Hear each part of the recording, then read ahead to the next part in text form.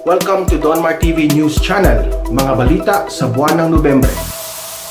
Kayo ba, either as a businessman or as a government employee lang, if you come to know of a conspiracy or may usapan to do an illegal act, sundan mo lang, let it ripen into a crime. Pag natapos na ang papilis, hindi na kailangan magbayad ang gobyerno. The contract itself will be the evidence. Sa ano hindi na kailangan eh. The fact that you have the intention to draft a contract that is prejudicial to government will be enough to send you to the gallows. Ngayon, ang pakiusapan ko na lang yung lahat. Kayong wala mga trabaho, kayong mga casual, ilang taon na. All you have to do is to let me know. And may price ako.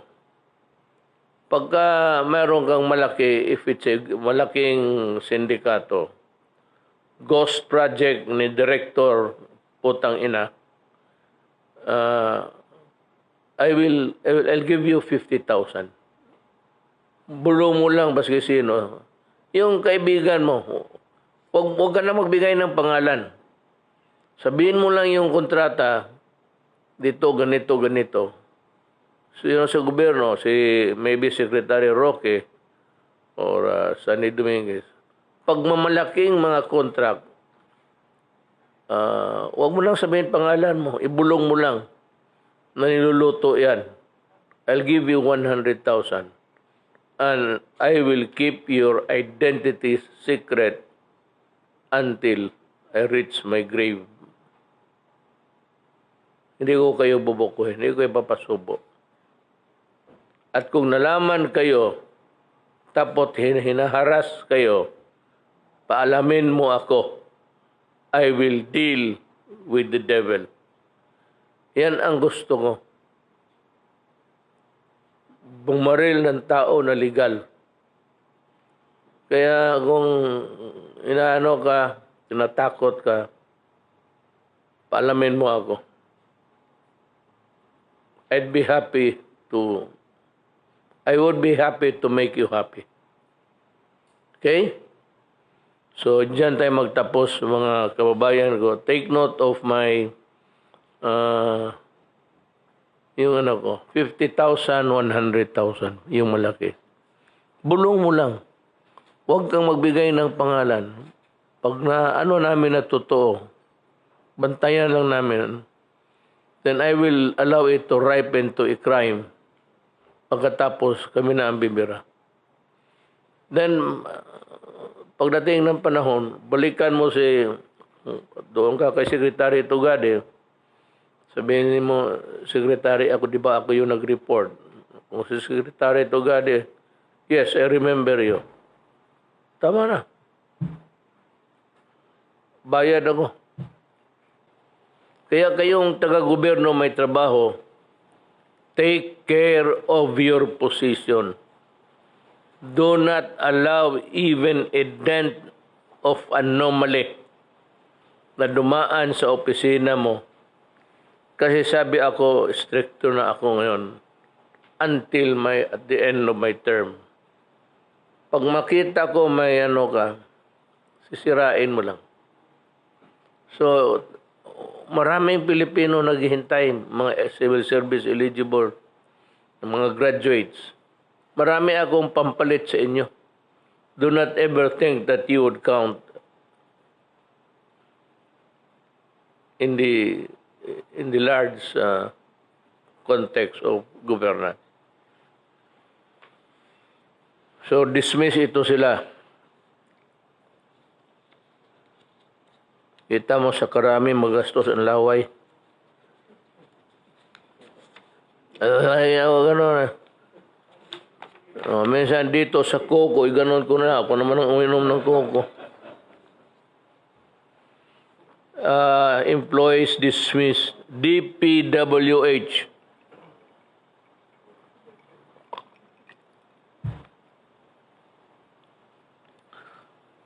DPWH, Rolando Asis, Edelberto Tayaw, Berna Coca, Luzminda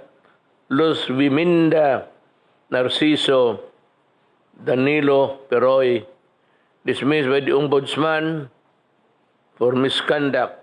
They executed bidding documents after award. Ano? May bidding after the award na. Imbis bidding award, may award bidding. And implementing of the rehabilitation of the Paglaom Sports Complex in Bacolod. Linti nga tiga na nga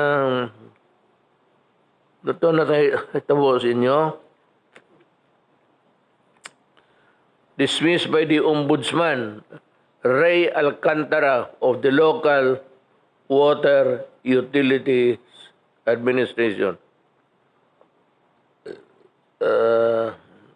Dishonesty, grave misconduct, conduct prejudicial to the best interest of the service. Then may isa pa tayong bright boy, Elmer Riderico, dismissed by the Ombudsman on April 6, 2018 for grave misconduct and conduct prejudicial to the best interest of the service. He engaged in fraudulent and irregular bidding, causing undue in the award and the subsequent implementation of the project. By the way, do not ever think that itong kasi dalawa, administrative pati criminal. Yung minsan sa administrative sa opisina lang, it's the secretary, yung head na mismo, and they can dismiss you. The other opisina na mayayari ka, ang ombudsman. So dalawa yan. Pero itong mga dishonesty, grave misconduct, conduct unbecoming of a public official, ito administrative lang to. Sa opisina ninyo, matanggal ka sa trabaho, suspendido ka. But, itong dalawa, it will not stop here. The Ombudsman will file, kaya nito, he engaged in fraudulent and irregular bidding, causing undue delay in the award and the subsequent implementation. Anak, Elmer Riderico, the government will file criminal charges against you. Dalawa talaga ang tama ninyo dito. Criminal, pati alis kayo sa opisina ninyo. Meron dito si Noel Pineda, Edward Del Rosario Sevilla, Alberto Cainhog. Ganon, dismissed by the Ombudsman. Gross misconduct and conduct prejudicial to the service. DPWH pa rin tayo. Eufrenia Cabaya, Helen Asinas, Wilson Tagbo. Ito, medyo tingin siguro ng ombudsman hindi mabigat. But, you are suspended by the Ombudsman for 1 year without pay for misconduct, but without prejudice of filing a case against you. Si Rex Uyahoy, suspended for 6 months without pay for misconduct and insubordination.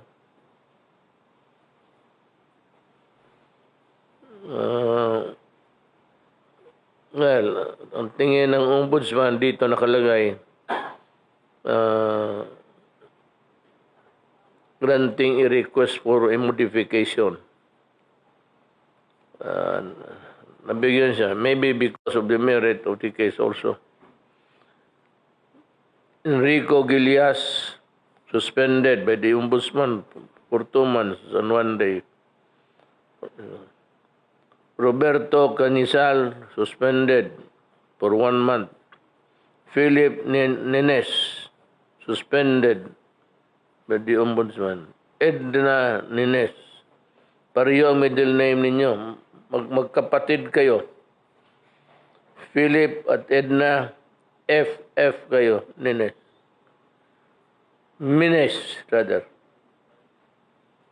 Huwag ninyong sobraan ang drama ninyo. Kung gusto ninyo makapera, umalis na lang kayo sa gobyerno. Negosyo. Magnegosyo kayo sa labas.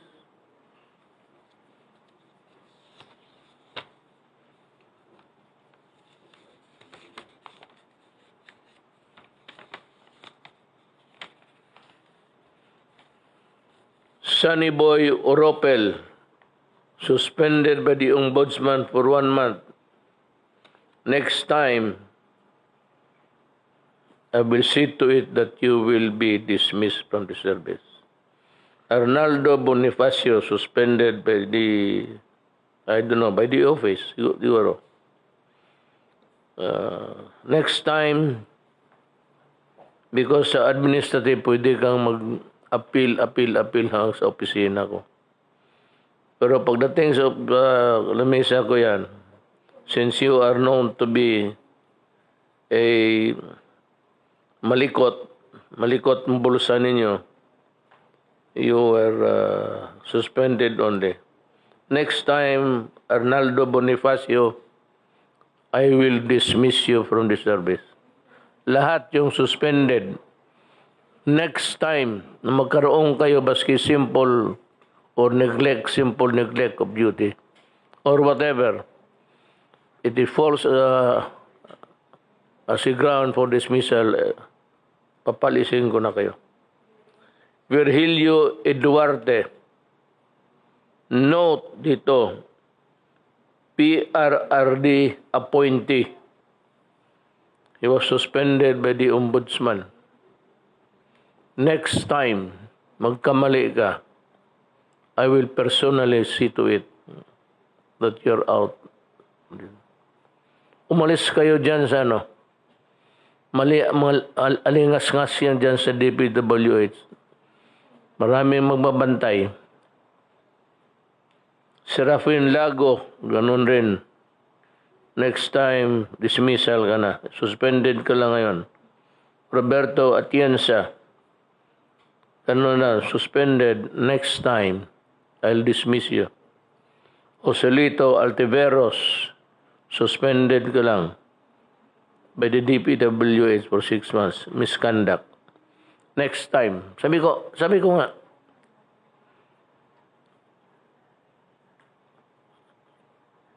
maraming Pilipino naghahanap ng trabaho. Every year, we are producing so many thousands of graduates. Wala nga mapakasukan, walang trabaho.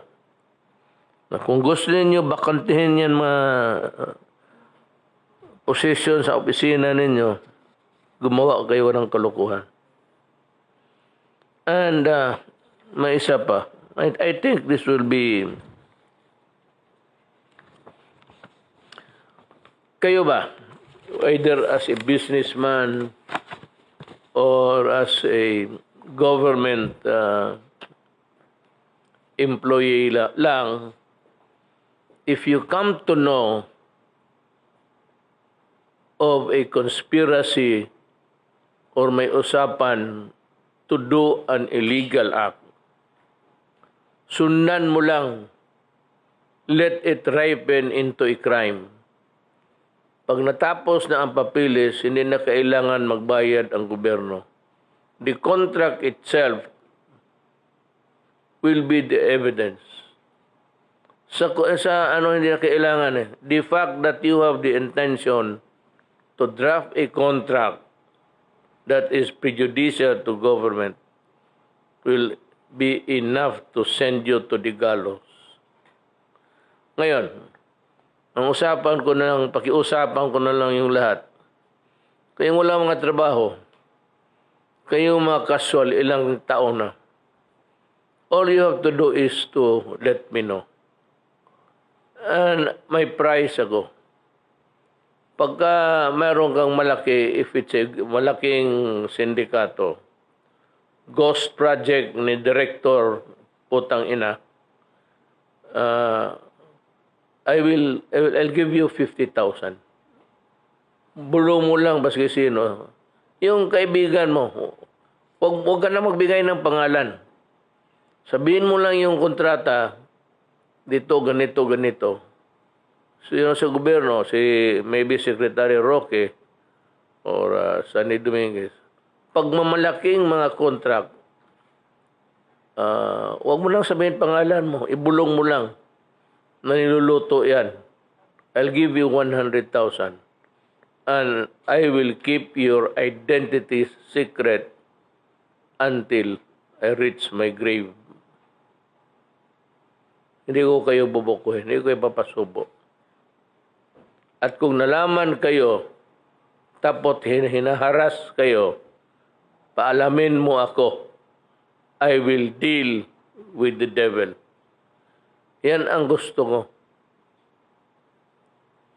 Bumaril ng tao na legal. Kaya kung inaano ka, tinatakot ka, paalamin mo ako. I would be happy to make you happy. Okay? So, dyan tayo magtapos mga kababayan ko. Take note of my yung ano ko, 50,000, 100,000, yung malaki. Bulong mo lang. Huwag kang magbigay ng pangalan. Pag namin na totoo, bantayan lang namin, then I will allow it to ripen to a crime. Pagkatapos, kami na ang bibira. Then, pagdating ng panahon, balikan mo doon ka kay Secretary Tugade, sabihin mo, Secretary, di ba ako yung nag-report? Kung si Secretary Tugade, yes, I remember you. Tama na. Bayad ako.